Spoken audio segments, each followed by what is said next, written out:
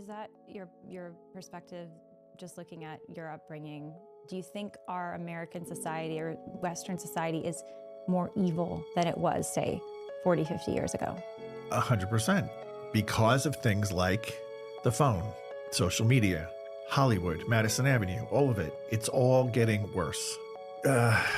Things like, well, first of all, sadly, California exports about 65% of the pornography to the whole world. So right there's a problem. That was something that if you wanted to look at pornography, when I was a kid, you had to go to the corner, little convenience store and buy the magazine and hide it between two other magazines and smuggle it into your house. Now you open your phone. The world is at your fingertips. That's dangerous for kids. And then it got so much worse because the digital world is far outpacing production of printed pornography. And what I mean by that is they're doing things that are grossly disgusting on levels that are so devoid of humanity you can't imagine. But then Hollywood picks up on it. Nicole Kidman just shot a movie where she's obsessed with sex with animals. It's a mainstream movie. So she's somebody who claims to be Catholic. I don't know how you do that, and there's others too. The Hollywood keeps pushing the envelope and America keeps eating it up. So at some point, the Lord will intervene and say, you know what? A chastisement at this point would be a great mercy for these people because it would have the effect of bringing people back to God, just like he did with the Israelites. By chastisement, what could that look like? Could look like anything. Could look like financial collapse. It could look like a stoppage in the food chain line. It could look like weather events. It could look like a plague. It could, you name it. All the options are on the table. Do you think the LA fires were permitted by God and his mercy as a chastisement, potentially? I personally do. I was out in the Hollywood Hills just before that happened. I was staying in Tom Cruise's old house, which is owned by a Catholic woman who was running this company that she wanted me to come out and do some interviews with. And, it's high up there overlooking the whole city and it's palatial, beautiful. I went out on the patio outside my bedroom one night and I'm just marveling at this city. And the Lord says to me, all this is going away. And I'm thinking, well, of course, someday there's going to be that big earthquake and everything's going to fall down. But then when the fires came, I said, oh, that was weird. That was just weeks ago that I heard him say that. And private, personal revelation is always to be taken with a big grain of salt because we're imperfect vessels. And when I hear things like that, I'm like, well, yes, in the end, all will be gone. At the end, everything will go away. So, of course, but I didn't think it was that. And it's certainly nothing. A lot of that stuff is still there. So that was not what he said, but it just alarmed me when I saw it on TV. I'm like, wow, it was just there. And I called her and she fled to her villa in Rome to escape the fire. So yeah, things are changing.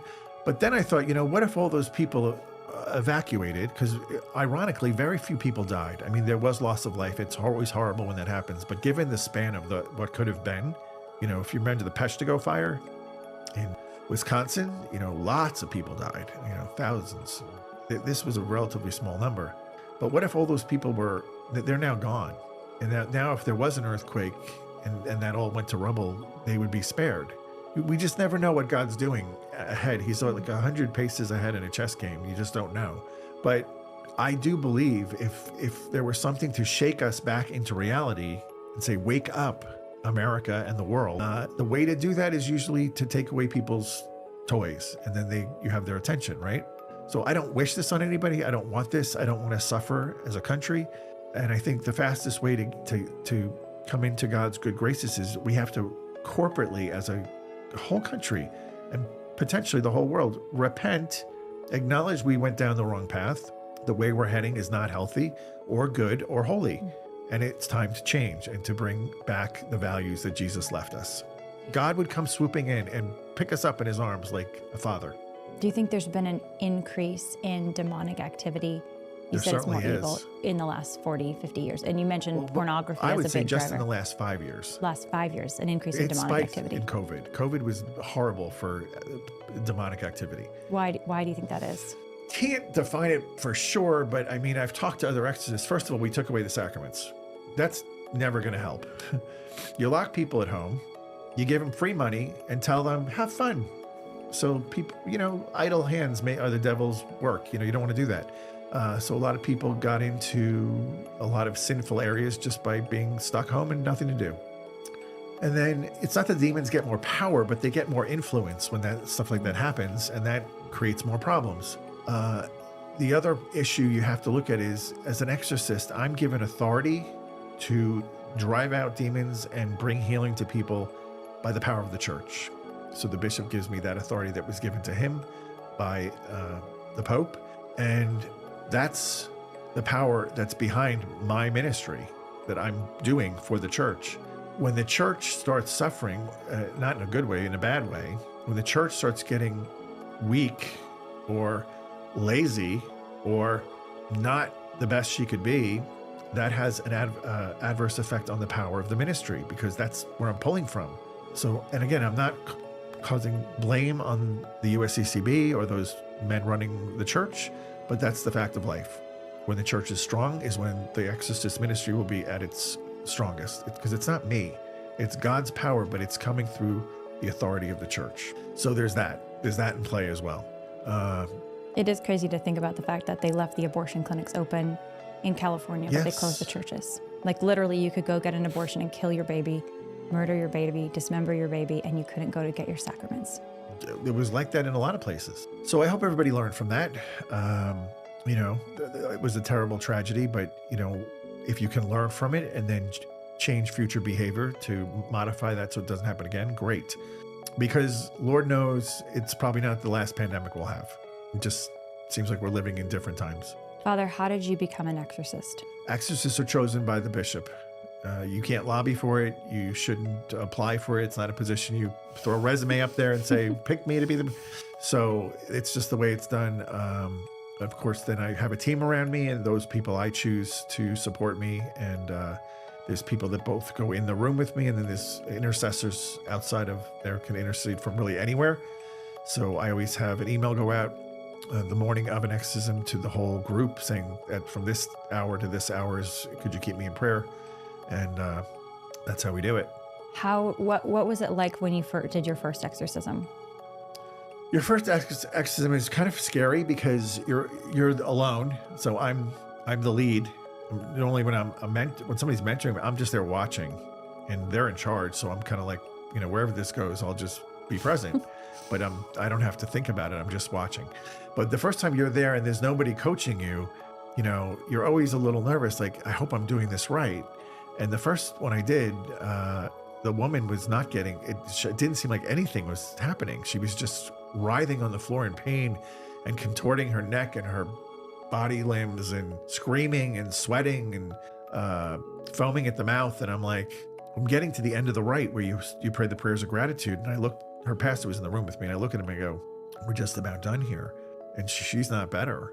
Like, do you want to keep going, or should we reschedule and do this again? Naively thinking like I could just keep going until it's out. Like that's something that was just complete made up in my head. Until the devil or the demon is Yeah, out. oftentimes it doesn't matter how long you go, it's not leaving the first try, just the way it works. Sometimes, but not always. So he looks at me and said, this is horrible. I can't go through this. I can't watch this again. Just keep going. And so I said, okay. Oddly, he had just bought a huge 8-foot painting of Guadalupe that was in the room, hadn't been hung in the church yet. And she was Spanish. So I just looked at her and I said, cry out to your mother for help. And she cried out to the Blessed Mother in Spanish. And then immediately went into convulsions on the floor and was just like up and down and writhing all over the place. And me and the other priest, we had no idea what was happening. I was not praying any prayers at this point. I'm just staring at her like, what is happening here? And then she just stopped and she dropped to the floor completely and was motionless. And I was like, part of me was wondering, is she alive? And kind of got closer, and she was breathing. And then she opened her eyes and she was back, completely delivered. Had nothing to do with me or the rite. It was all Our Lady. Our Lady of Guadalupe. Yes. And I looked at the priest and said, had we known, we could have started with this. And it would have been over right away. But, it's not a science. You can't just say, every time I'm going to begin with Guadalupe and it'll always happen. But in this instance, that's what happened. What was she was presenting, what brought that woman and her pastor to you? How did they know that she was even possessed, it sounds like? And was she exhibiting these behaviors even when there wasn't an exorcism that was actively being delivered towards her? I mean, what was the she history had a with her? horrible aversion to all things holy, and she formerly was a very good daily communicant, and she went through a cycle of fear about something, and that kind of seemed to be the open door that invited the demons in, and then it just took her down. And she couldn't go to mass, she couldn't go to adoration, she couldn't pray the rosary. She had voices screaming at her all day. She physically lost control of her body, and that's what true possession is. You no longer can control your body; they take over. But it wasn't 24 hours a day. So when she'd come out of these moments, she would tell her sister, "I need help because there's something taking me over," and that's how she came to me. When you say there was fear, and I want to explore this because I think, part of the goal here is education about, the way that we can enter spiritual combat armed with in strength, trusting in our Lord Jesus Christ, right? And asking for the intercession of the Blessed Mother, the angels and the saints. And this woman, you said, was a daily communicant. And you said she was kind of dwelling in fears, or she had these fears that were kind of taking over her. And that sounds like that was perhaps an open door for the demonic. Can you share more about that? Yeah, and I don't want to frighten anybody listening, because you can't just suddenly fall into being possessed. But she came from a culture where there were also other things operating in the background. So there could be family members that are dabbling in Santeria and all sorts of other things. And all these factors, it's a very unique situation for every one of us, because we come from a unique upbringing, and then we have a unique pairing with demons that are unique. Aquinas says each angel is its own species to some regard. So every single person is going to have a different scenario when they encounter something that's troubling them. And for whatever reason, she became incredibly fearful, and to the point where it was, I would almost say, maybe a lack of trust in God. And that's where you get into a danger zone. And like suspicious, fearful, like she was suspicious of things. She was just being oppressed by a spirit of fear that was making her crazy, to the point of so fearful of just everything. And when she finally kind of gave into that fear, it just took over. And then that was the beginning of the end, until she was liberated. So the lesson there is, like, no matter what you're going through, first of all, bring it into the light, because that's when they lose their power, by just declaring, Jesus is my Lord and he is my God, and I trust in him. And no matter what you think you're doing, Jesus is the king of my life. And constantly go back to that, Jesus, I trust in you. Seek help from your local priest. Tell your priest, there's something I'm wrestling with. I need prayer. Can you pray with me? Ask your family to pray with you. Try to pray your rosary every day. It's all these little things we can do that help gird us up and keep us strong. But if I'm having a really tough time, you have to let people know. By hiding it, it only gives those things more power to work on you. How many exorcisms have you done since that first one, would you say? Dozens. And what's the kind of process for exorcism? People, and I'm, we've talked about this a little bit on the show before, but what's sort of the flags? You mentioned lacking ability to control of one's body is like a very big flag, meaning that could be that the demonic three typicals possession. are knowledge of unknown things, sometimes foreign languages, superhuman strength, and an aversion to holy things. Those are the three classic benchmarks. But there can be, I had one case up in Kentucky. It was a guy up in a halfway house just across the border. And I didn't even know he was dealing with demons. Somebody just called me, back when I was up in Nashville. It was only like an hour drive. And they said, he just wants help. He levitated off the couch while I was praying with him. So right away, I'm like, not mental illness, clearly. You saw that? Yes. How far off the couch was he? 1.5 feet. Was he sitting cross-legged, or what did that? No. He kind of went into a trance. His eyes rolled back in his head, and then his core lifted up and his limbs were flailing backward like a puppet. And I just got up and walked out of the room and said, nope, not doing this here. This is not my home turf. I didn't expect this. So waited till he came back down and said, you need help, but you have to come to the church, and it's going to be a scheduled thing. That's when the process begins. In his case, the USCCB requires that I have, the Code of Canon Law says I have to have moral certitude there's a demon present. The USCCB's interpreted that to mean I have to have a physical done, on the person and a psych evaluation. I think we're one of the only countries that requires both. And is that to rule out that this is not like schizophrenia or some trick, but that this is a legit demonic activity that needs an exorcist, and that can't be treated by a healthcare professional, like a mental health professional or somebody? But they hide under mental illness too, so that's not a guarantee they're not there, even if they get a diagnosis of schizophrenia. But I said, look, this guy, mental illness makes you levitate off the couch, so we don't have to do the psychological. Clearly, it's not mental illness. He should still have a physical and make sure he's healthy, so, like he wouldn't be, his body would, because it's very stressful to go through a deliverance like that. But then you go forward and you go and perform the rite. So I have a question, because when you're just walking through the streets, as an example, or like in daily life, like I've never seen somebody levitate off the ground in a demonic display, right? Yeah. It sounds like that the devil almost was taunting you, or like he knew you were an exorcist and he doesn't like you, and he did that in front of you specifically, like on purpose.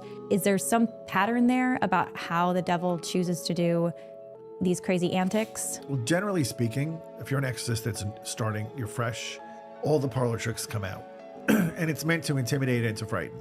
After a year or two of doing this, they know this is not going to impress the exorcist, and they kind of diminish to the point of not a big deal. But if I bring in a young priest who wants to be a witness in the room or a bodyguard for me, all the tricks come back out, because it's like, oh, there's somebody new to impress here. And that's not always the case, but that's kind of what I've seen. And what I've talked to other friends who do this, the same thing. It's like after a while, this guy has already seen all this. It's not going to make any kind of impression on him. But the best example in the scriptures is the Gerasene demoniac. So when we look at that example, that guy was cut off from civilization. So division. He was running around naked, public nudity, and he's violent. He's breaking his chains. He's smashing things on the rocks. And when we look to our society today, those three things are through the roof: public nudity, division, and violence. And when I see that on the news at night, that's the first thing I say is like, well, he's having a heyday here. That's just like, meaning when we see some of these crazy protests that even involve some of those things, that could just be straight up, that is demonic activity. The way people present themselves in public. People come up to communion, they're barely dressed. And it's like, he's having greater influence than ever over, because I think we're an advanced society. We're smarter than those former generations. We know better. And so we've let our guard down in some way with all these other things. And but cumulatively, when you look at it, we're much worse off now than we were before. There was just the Grammys event a couple days ago from when we're filming this, and Kanye West came. I don't even know if he... I saw the story. I didn't see no need to see it, but he literally had his quote unquote wife, unclear their actual bond, but literally naked in full flight, everyone, for everyone to see, parading her like that. And, I think there was a round decry of it, people decrying it like, this looks demonic. This looks demonic. Do you think that's... How could it not have an influence? Yeah. I mean, how could it not? I saw this story in a New York newspaper that ran a story, and of course they didn't show her, but she was on the red carpet, and all the there's a league of photographers all photographing her. So he dragged her out in the public naked and put her on display like a dog. Like a dog. Like a pimp. Like a pimp. And they all just shot their pictures of her. And posted them. This poor woman, I mean, what kind of self-dignity does she have left after that? I can't imagine going home then and thinking like, that was a good day. And then for weeks, you're going to hear about it in the news of everybody posting your poor body, putting all over. He did that with Kim Kardashian, right? So he has a track record of doing it. I think sometimes the women, like in Kim Kardashian's case, like she actively, I would say, prostitutes herself with or without Kanye. And I don't want to go too far down the rabbit hole with these celebrities, because they seem to want, for many of them, it brings more clicks, and ultimately it brings them more money. And if that